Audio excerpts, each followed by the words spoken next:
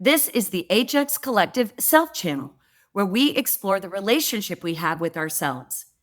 In today's conversation with my guest, Dean Carter, he reflects on the journey of self discovery and the impact of this journey and how it has affected his human experience. The HX Collective explores the human experience through three main channels of life: work, relationships, and self. With raw, authentic conversations, the podcast investigates how challenges can become powerful teachers, leading to personal growth and deeper connections.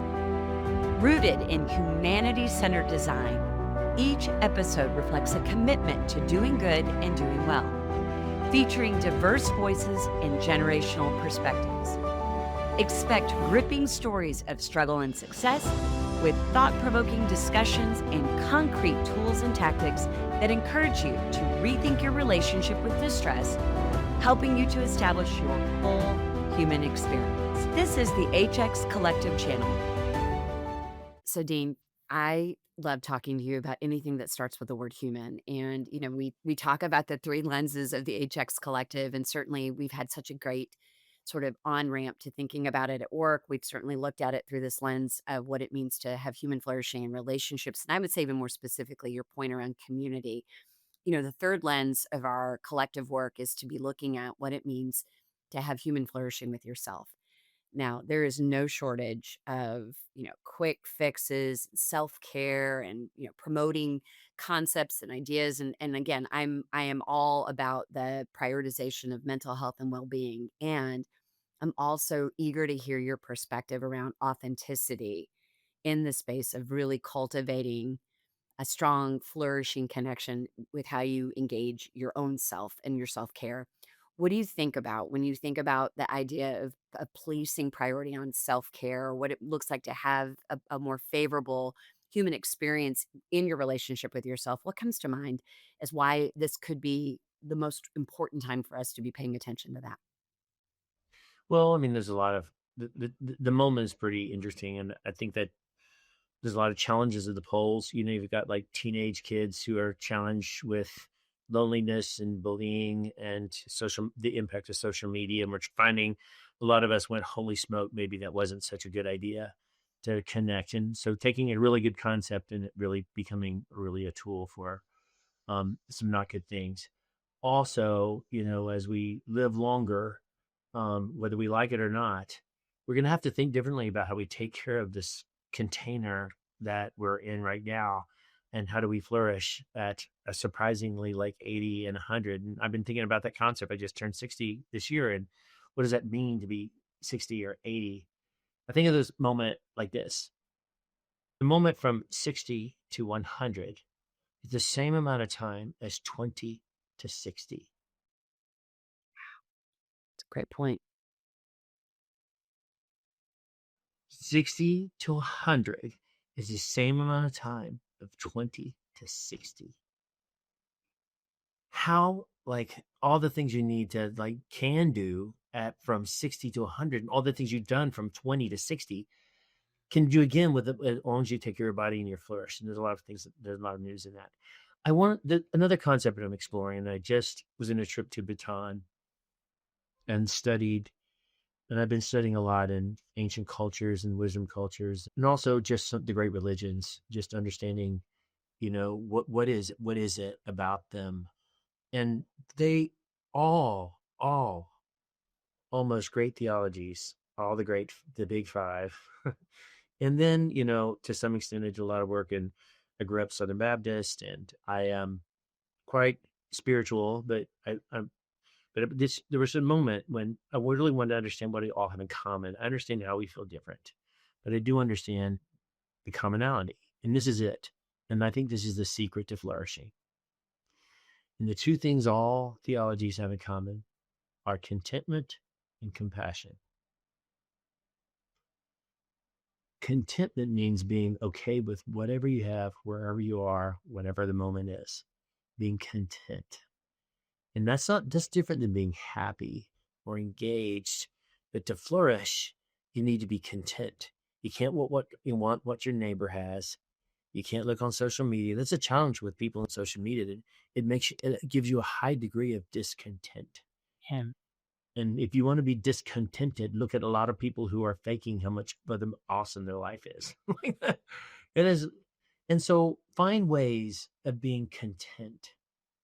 And you can shape these things in a thing called, what do I feel connection to, like a behavior or something like that. And I feel like I have this, connection to someone just cut in front of me in line.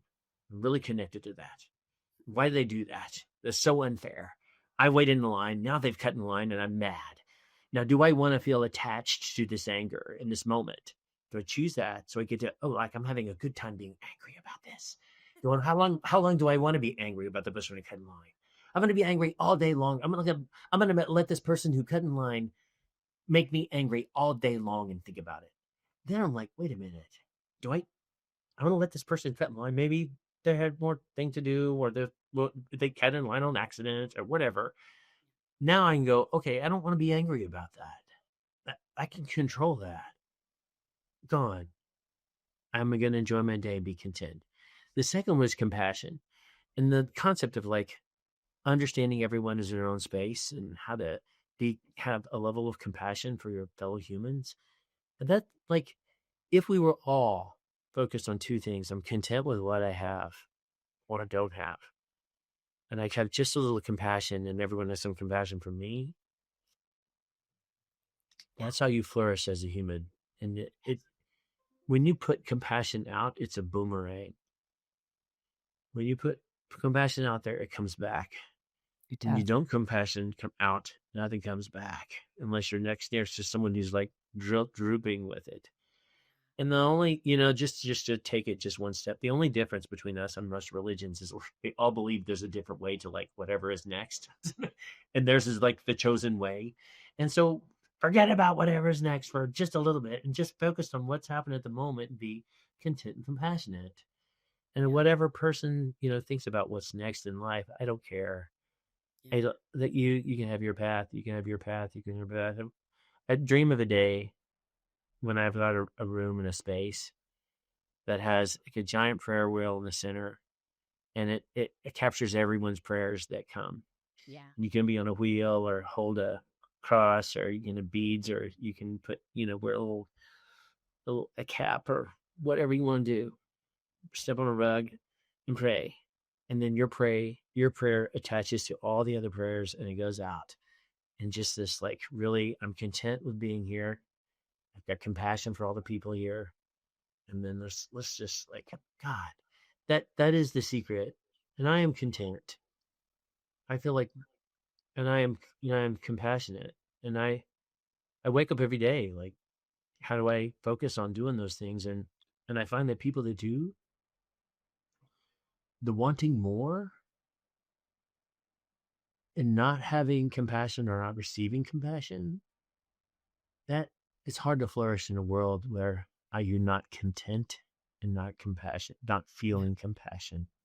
That's my I love this. Well, first of all, your 60 is showing in the sense that this is one of the greatest gifts of aging. And I think that you just gave me like a, and between the eyes when the 20 to 60 versus 60 to 100, there's such a gift in that, the secret to life's happiness and everything is not happiness, it's contentment and it's compassion. I mean, contentment. It's it's not sort of like happiness. there's something really impactful about that. It's also reminding me, and I too am in the contemplation. I'm not far behind you, my friend. I'm on the big 6-0.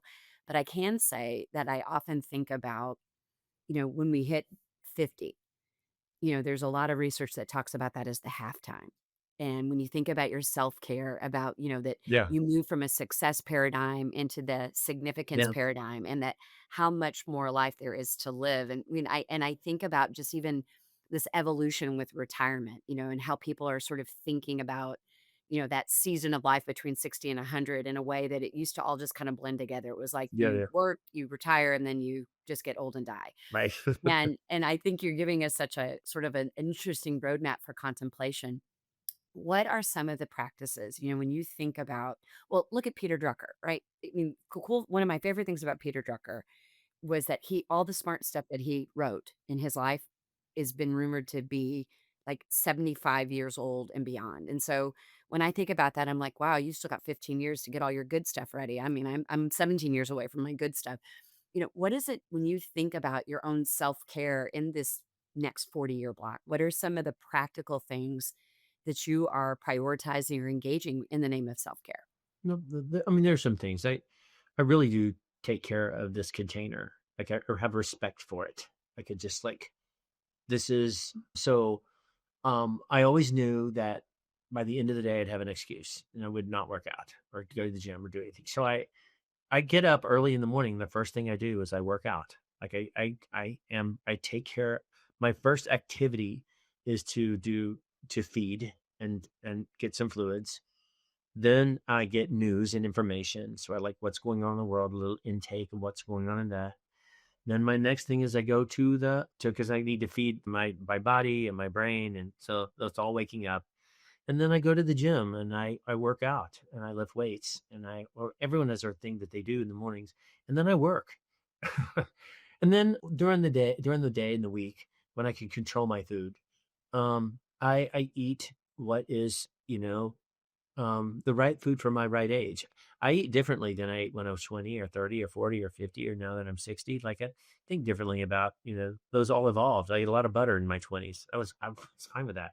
I don't eat a lot of butter and dairy now. Just think about inflammation and those things. So I'm very specific about what I put in. That allows me to have a little fun on the weekend, eat birthday cake and Girl Scout cookies. Like I just like I'm not going to not mess up the rest of my life and my social time, but I do have enough in my tank when I can control it. So the moments when I'm with other people, I eat birthday cake and buy Girl Scout cookies and drink lemonade. So I just those are and I have margarita on Friday nights. So I just like the other thing I think is like all things in not in excess, like a little bit of moderation of a lot of good things is good. So nothing in excess. So I try to think about anything that I feel like is an excess in my life and I make adjustments for it, or I'm getting not enough of it, not to get enough like brain food, not to get Yeah. like physical food. But I'm very, very, very, very conscious about taking care of this because I want to be that person who throws their grandkids at 100. Yeah. By the way, my goal is not to live to 100. I'm like, if I whatever my age is, I'm fine with that. I'm not one to like, oh my god, I'm gonna live for 100. I want Yeah. to, but Yeah. if I do, it better be. I want to prepare myself for a Quality. good Yeah. one. Yeah. Yeah, So I for do it sure. like, and I do, I do. I think about. I feed my brain. I feed my soul. I feed my spirit. I feed you know, my body. I try to do things that prepare it. And so I don't get to that moment. By the way, your baseline just stays the same. So like when you have trauma, like the recovery from the trauma is never as good as the moment that you started. So I always try to feel like my start point is always as high as possible. So when trauma does happen, and it will, I've had cancer, I've had mass stress situations where I've lost all my hair. I've had trauma, but my set point is high enough that I recovered from it and did well, and it was a little bit lower than where I started before, but it wasn't like I started here and I'm down here. So my message is like get be always take care of what you have and be really specific about it, and you can make excuses for it easy. Your brain is really good at making excuses, but it's about habits. And once you get in habit, this is not these are not fads. Oh, I'm doing a diet or I'm taking Ozimpra or whatever I'm doing, lately. Like those short-term cuts aren't you can't live a life of Yeah. shortcuts. And I don't think there's a shortcut There's so to much. taking care of yourself.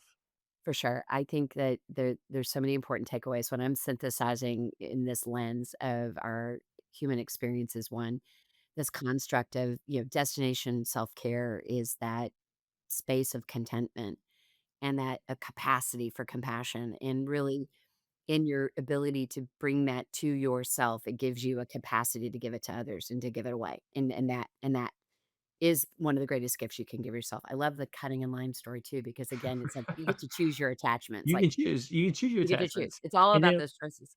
and someone taught me once, my body, my responsibility. Like No one's else responsible for this body other than me. My body, Mhm. my responsibility. My mind, my responsibility. I can choose it. No one else is in charge of what goes in my head and what hangs out in there. I have full control over that. I love it. Oh, It's so good. So, Dean, as we wrap for today, there's been so many practical takeaways, and we're going to continue to find opportunities to have conversations that are all about enlivening critical tactics and takeaways, good sound wisdom, as you were saying earlier, that you've been on this wisdom gathering journey. As we wrap for today, and if we're going to leave our audience with, some words of encouragement, a sense of why prioritizing the human experience, whether it's at work, in relationships with self, people may have attached to different things that you've said, but what are some closing counsel or advice or encouragement that you can give us around why human flourishing and elevating the human experience is tantamount? It's paramount, it's priority.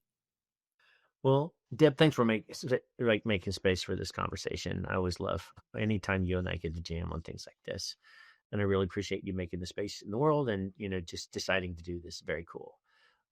Here's my final thing.